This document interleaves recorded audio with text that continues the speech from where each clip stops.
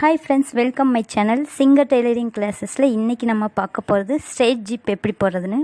Cross zip போடுறது போன வீடியோல பார்த்தோம். அதை பார்க்காதவங்க கீழே டிஸ்கிரிப்ஷன்ல லிங்க் தர பார்த்துக்கோங்க. வாங்க வீடியோ போலாம். ஓபன் ஜிப் ஆனா ஃபர்ஸ்ட் க்ளோஸ் பண்ணிக்கலாம்.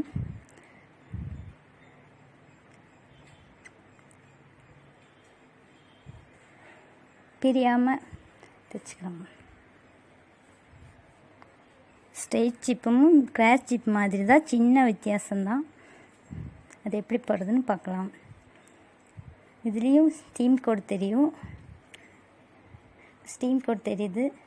அதுலேருந்து லெஃப்ட் சைடு ஃபஸ்ட் வைக்கலாம்.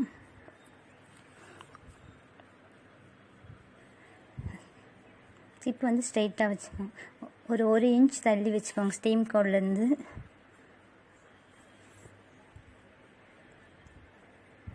ஒரு இன்ச் தள்ளி வச்சா தான் உங்களுக்கு அந்த பக்கம் திருப்பும்போது உங்களுக்கு கரெக்டாக வரும்.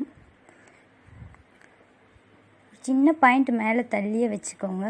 ஏன்னா நெக்ஸ்ட்டு ஸ்டிச்சிங்கில் வந்து ஓவரில் ஸ்டிச்சிங் போடும்போது அது கவர் ஆகிறதுக்காக தான் மேலே கொஞ்சம் தள்ளி வைக்க சொல்லியிருக்கேன். இல்லைன்னா ஜிப்பு கீழே தள்ளி போயிடும், அதுக்காக தான் சொல்கிறேன்.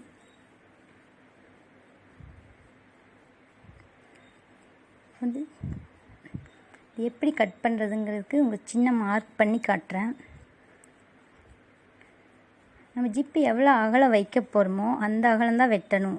அதை விட எக்ஸ்ட்ரா வெட்டினா உங்களுக்கு சுருக்கு வரும், தையல் சரியாக வராது, கசகசன் ஆயிடும் பீஸு. நம்ம ஜிப்பு இவ்வளோ அகலம்தான் தைக்க போகிறோம், அப்போ அதே அகலம்தான் வந்து நீங்கள் வெட்டணும். அதே மாதிரி நான் மார்க் பண்ணிக்க, நம்ம எந்த பாயிண்டில் ஸ்டாப் பண்ணியிருக்கோமோ அதுக்கு நேராக தான் வெட்டணும்.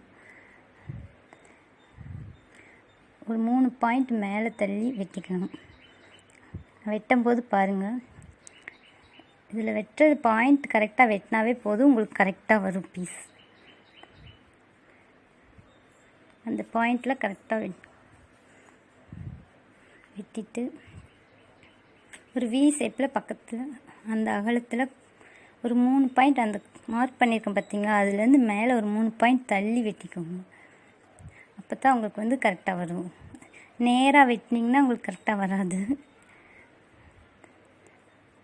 பனியன் பீஸுங்கிறதுனால கொஞ்சம் இழுவ வரும், அதனால கொஞ்சம் மேலே தள்ளி வெட்டியிருக்கிறேன். திருப்பிக்கலாம்.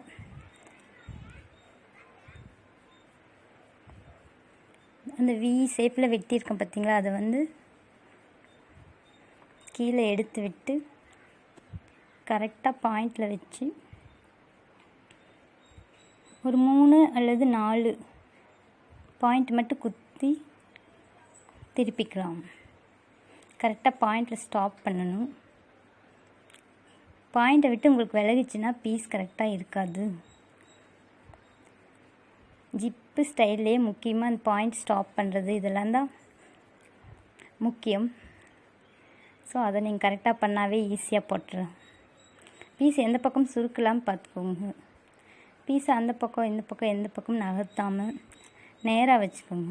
நம்ம துணி விடுற அளவு வந்து அந்த ஜிப்போட எவ்வளோ அகலமோ அந்த அகலந்தான் இன்னும் எக்ஸ்ட்ரா விட்டால் உங்களுக்கு இது மேலே கீழே இறங்கலாம். பீஸ் வந்து கிராஸாக போகலாம் ஜிப்பு, அதனால் துணி விடுற அளவு ஒரே மாதிரி இருக்கணும். ஸ்ட்ரைட்டாக ஒரு போட்டாச்சு பாருங்கள், ஜிப்பு போட்டாச்சு. எங்கேயுமே சுருக்கு வரல. நம்ம பாயிண்ட் கரெக்டாக அதனால் ஸ்டாப் பண்ணாவே சுருக்கு வராது. வந்து கிராஸ் ஜிப்பில் வந்து நம்ம மேலே ஸ்டிச்சிங் போடலை, பட் இதுக்கு போட சொல்லியிருக்காங்க, ஸோ நான் போடுறேன். வந்து ஒரு ஊசி எடை அளவு கரெக்டாக எட்ஜில் தான் போடலாம். போட்டு கரெக்டாக ஸ்டாப் பண்ணி டேர்ன் பண்ணாவே போதும்.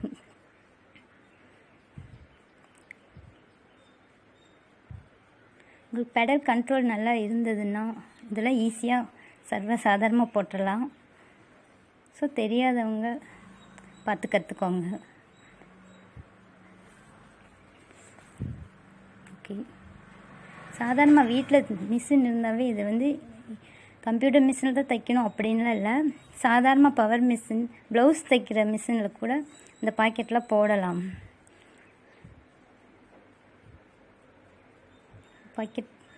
பாக்கெட் வைக்கலாம். கிராஸ் ஜிப்பில் எப்படி பாக்கெட் வைக்கிறதுன்னு நான் சொல்லி தந்திருந்தேன். அதையே ஃபாலோ பண்ணி அதே மாதிரியே வச்சுக்கலாம். ஸ்டீம் கோடுக்கு நேராக பாக்கெட் வச்சாவே போதும். அதே ரெக்டாங்கிள் பாக்கெட் தான். நீங்கள் சதுரமாக அந்த பாக்கெட்டை வச்சு 4 சைடு போட்டுக்கலாம். உங்களுக்கு தையல் சரியாக தெரியணுங்கிறதுக்காக நான் வேறு த்ரெட்டு நூல் வேறு கோன் போட்டிருக்கிறேன். ஸோ நீங்கள் அந்த மாதிரி பண்ணக்கூடாது, நீங்கள் சேம் கோன் தான் போடணும். பார்த்துக்கோங்க. இப்போ பாக்கெட் ரெடி. இதே பாக்கெட் லெஃப்ட் சைடு போட்டோம். இதே மாதிரி ஜிப்பை ரைட் சைடு 1 இன்ச் தள்ளி போட்டு பாக்கெட் அதுக்கு ஆப்போசிட் சைடு டச் பண்ணால் பீஸ் ரெடி. அங்கே 2 பக்கம் போட்டாச்சு. இப்போ இதோட சாக்ஸ் ரெடி. மேலே பெல்ட் வைக்கிற மாதிரி ஒரு மாடலுக்கு தான் இந்த ஜிப்பு. நெக்ஸ்ட்டு ஒரு எலாஸ்டிக் வைக்கிற ஒரு ஃபேண்ட்டுக்கு கொஞ்சம் கீழே 4-5 இன்ச்சு கீழே தள்ளி போடுவோம். அந்த ஜிப்பு எப்படி போடுறதுன்னு உங்களுக்கு அடுத்த வீடியோவில் நான் சொல்லித்தரேன். இந்த மாதிரி இருக்கும் அந்த ஜிப் சென்டராக இருக்கும். நெக்ஸ்ட் வீடியோவில் பார்க்கலாம். நம்ம மறக்காமல் சேனலை சப்ஸ்கிரைப் பண்ணுங்கள். தேங்க்யூ.